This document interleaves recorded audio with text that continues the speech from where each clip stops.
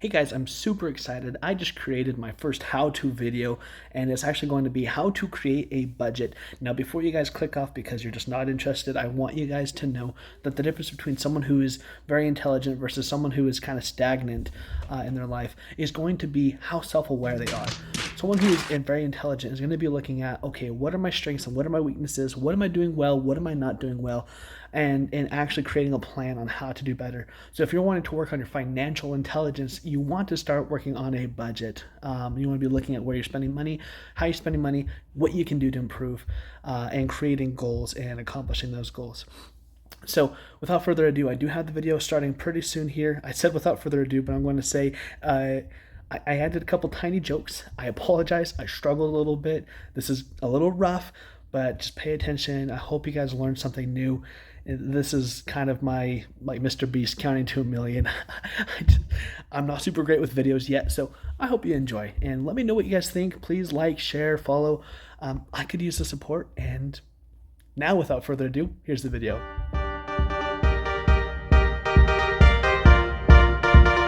All right, so let's get going here. So I have here a budget that has been written out already for us, which will be kind of nice. Now, there's a couple things that we want to take into account here. I just want you guys to know that a budget does not have to be this boring, complicated thing. You can make it simpler than what I have here. You can make it more complicated. You can make it more specific, whatever you want to do. I'm okay with you doing budgets differently than me. There's a lot of ways to do budgets. You can do it on a pen and paper like I have here. You can also do it on an app as well if you would rather use the EveryDollar app, Monarch, the Simpler Budget app, whatever you want to do to make your budget easier for you. That is wonderful. A couple things I would like to say is that make sure your budget is nearby and constantly being able to be seen. Take it, print it, write it, put it on a fridge, put it on your mirror, put it in your car, put it as a wallpaper, wherever you look often. I want you to remember your budget every day. I want you guys to keep track of it. As well as you're doing your budget, I want you to be updating your budget every day or at least once a month. Just take 1 or 2 minutes every day to be updating your budget. Or if you can't do that and put that in a routine, you can just go ahead and take 10 or 15 minutes every Sunday or Saturday or whatever day you want to do. Just take some extra time to keep your budget going. Now for this budget here that we have Bob and Jen and their family. Bob and Jen have 2 kids. Bob works and Jen stays at home with the kids just to save on childcare. Now they do take home $5,200 every single month, which is a great take-home pay. They have $500 in their checking and $1,000 in their savings for a total of $1,500 in their name currently. They also have a goal. Now, a goal is very important. Now, we want to be remembering that if we're going to make a goal, we want it to be a SMART goal, which is going to be specific, measurable, attainable, realistic, and time-bound. So this one is pretty good. It is a 1-month emergency fund. The thing that's really missing is what is a 1-month emergency fund, or how much is that, and it's just missing when do you want to have that done. We'll get into that a little bit later here. But first, let's just go ahead and get into the budget part. Now, there's going to be 3 sections in your budget. We'll start with the reoccurring section. The recurring expenses are the things that are planned month by month. That is the thing. Sorry, guys. That is the thing that you know what date is going to happen every single month. So, like rent, for example. Rent, usually comes on the 1st or the 15th or the 30th, whatever day it comes in every single month. So now you see here that they have $1,500 for rent, $250 for utilities, their phone $120. They do have a little bit of debt, actually quite a bit of debt. They have their truck that costs them $600 per month, their car $250, the credit card is $25 a month, their second credit card is $235 per month. That's a pretty big warning sign for me, but and some subscriptions at $35 per month. Their total is going to cost them $3,015 per month. They're $3,015 per month. And you can see I just took it, planned, and went all the way down like so, and added a subtotal. Their day-to-day expenses. These are the expenses that happen every single day or maybe a couple times a week or whatever. That's a little bit harder to track. You don't know exactly what day it's going to happen. It might be different days, whatever it is. but it's still some necessary expenses. So for day-to-day expenses, the common one is food, gas, your toilet paper or necessity fund. That's like your toilet paper, your your paper towels, your cleaners, makeup, whatever it is to keep the household running and everyone feeling good. Then we have the fun money expenditures. Now, if you haven't really done a budget before, this is going to be an interesting thing, because when you do a budget, you want to take a look at your past expenses, especially on your first month, because here's the thing. We don't know exactly what you need for food until you've looked at previous months. You're going to be needing to be comfortable making some assumptions.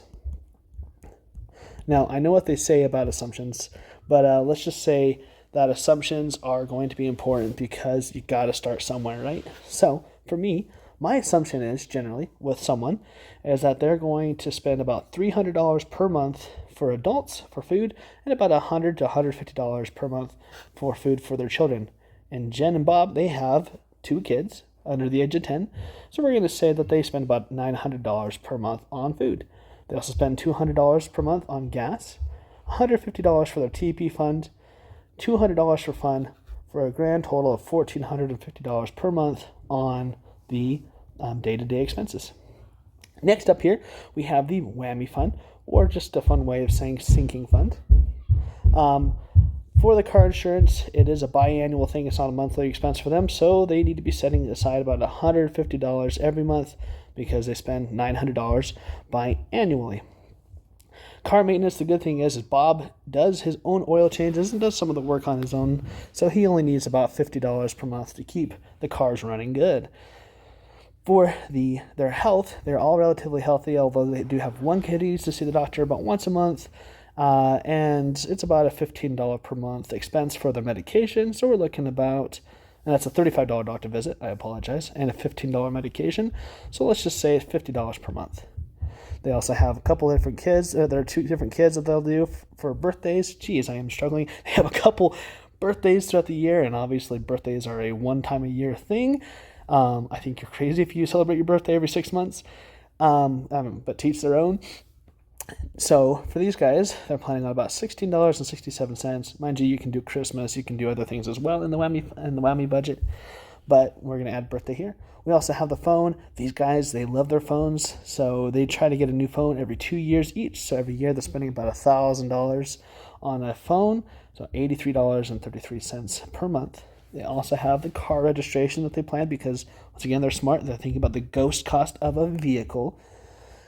The ghost cost being the things that you just don't see up front or think about very often.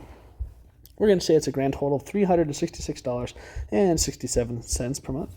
After you add up all these 3 different subtotals, they are spending $4,831.67 per month. They have a take-home of $52 minus the $4,800. That will equal $368.33. The good news is that they are in the green, or they are positive. I like a zero-based budget, so I like to have that money go towards the goal, which is their emergency fund. So let's talk about their goal here. There's a couple things to know about this. They are able to set aside about $380 or $368, I apologize, per month. For their emergency fund, what exactly is emergency fund? Emergency fund, it can be defined differently. I think a 1-month emergency fund is a great place to start while you're paying for debt. So that would be 1 month of bare bone expenses. That is things that keep the house going, money that will keep your truck from being repoed, your cars from being repoed. Different people have different definitions for emergency fund. My definition is will the household stop without this? Right? Household will not stop. If we don't have we don't have subscriptions, the household won't stop. If we don't have fun, the household won't stop because you can go do free fun things, right? And I don't include the whammy fund just because I see that as a separate fund. So we're going to do the math here and find out how much exactly it costs for them to have their bare bone expenses. All right, went ahead and did the math real quick, and the bare bone expenses are going to come to $4,230 per month. Remember, I took out the subscriptions and I also took out fun, right? And I also took out the whammy fund as well. So the bare bone expenses are going to be $4,230. They need $3,230 more because they already have $1,000 saved towards the emergency fund. So the question is what do we do next? How do we calculate how long it's going to take for them to figure out or to reach that emergency fund? They're going to want to take $368. Apologize, $3,200 and divide that by $368. And if you do the math there, $3,230 divide that by $368 per month, we're looking at 8.77 months until they have their emergency fund. Now, in not having an emergency fund, guys, not having an emergency fund is an emergency.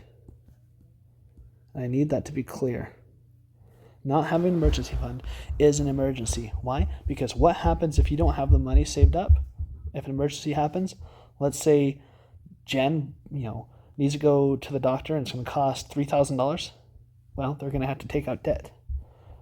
And they already have over $1,000 per month in payments towards debts. So this is a pretty severe thing.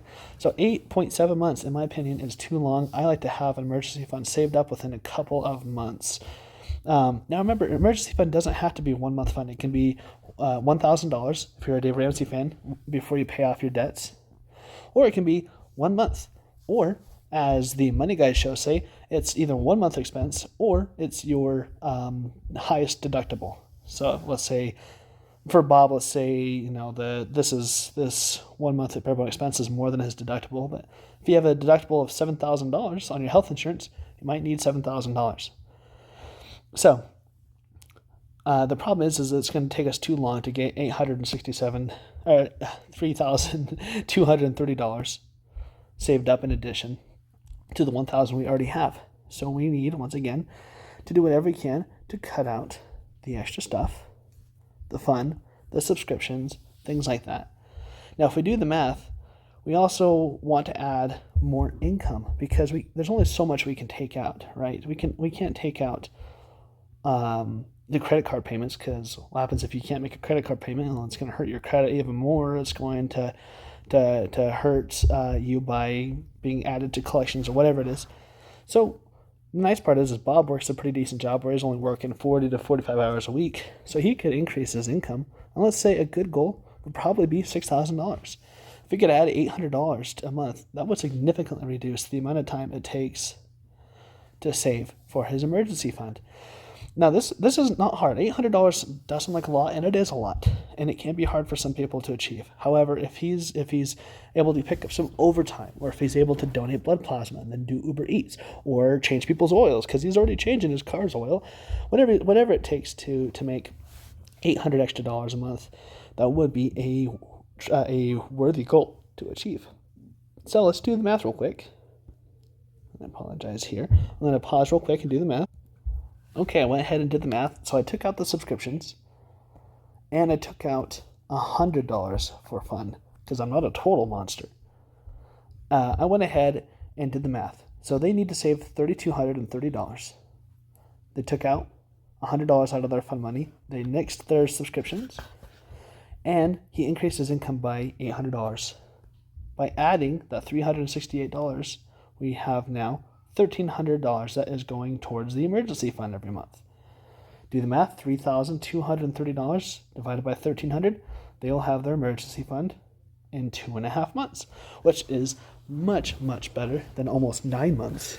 Now, the thing is it is hard to do this. He's going to have to work a little extra. However, having said that, I don't want you to work extra and destroy yourself by adding tons of hours. So this is a temporary thing. This is only for a few months while you get your emergency fund in order.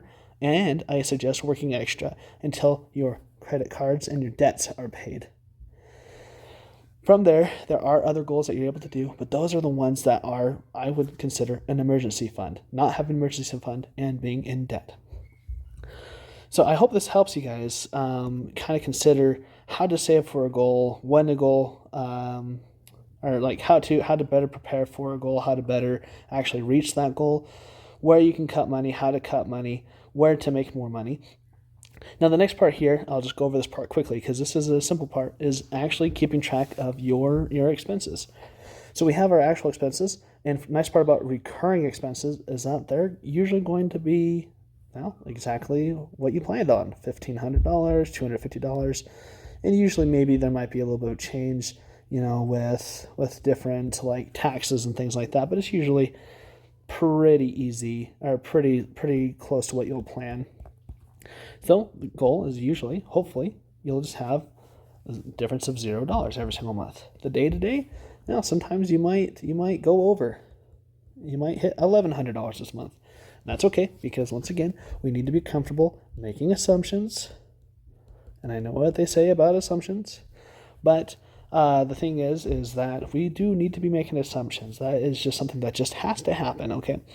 So if you do go over, that's okay. Just take a look. All right, did I really spend too much, or is this actually what I need to do? And do I need to change my budget a little bit? Okay. Now, be honest with yourself, okay? And let's say you spent $600 on fun. You don't need to increase your fun budget by 3 times. You need to look about where did you spend too much money, okay? So the hope is that your difference is as close to 0 as possible, or hopefully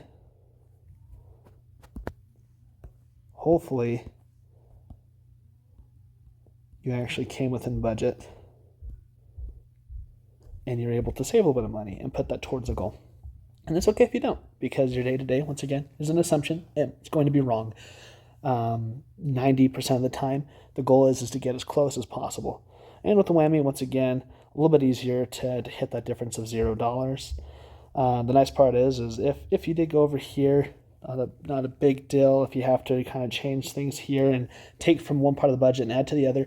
The biggest thing is that we don't want this final number to be a negative. If it is a negative, we got a serious issue, because that means you went into debt that month. Anyways, guys, I hope this helped out. I hope this kind of gives you a better idea of how to set a budget in a simple, just kind of on a piece of paper, and just by putting on a refrigerator. Pretty simple way to do it. You can do it on Excel or through an app like I was talking about earlier. I like the paper version because I can just do it quickly by hand. As for creating the next budget for the next month, all you got to do is just update the top here. And as your money is changing, as your money situation is changing, your goals are going to change. And all you got to do is just basically just scrap the old one and update the new one. So, yeah, guys, I hope that helps you out. If you have any questions, please let me know. Please comment below your thoughts and maybe ways that you like to do your budget, maybe things that you think you can be done differently. Whatever you guys have for some feedback, I also strongly suggest please share this, because 60% of Americans are living paycheck to paycheck, and that just won't do, because, well, that's an awareness issue, in my opinion. And that means that probably 60% of Americans aren't very aware of what they're spending for money, at the very least. And it could be more. It could be less. Who knows? But yeah, guys, please like and share and follow. And appreciate the support. And let me know, guys. Let me know what you guys think down in the comments.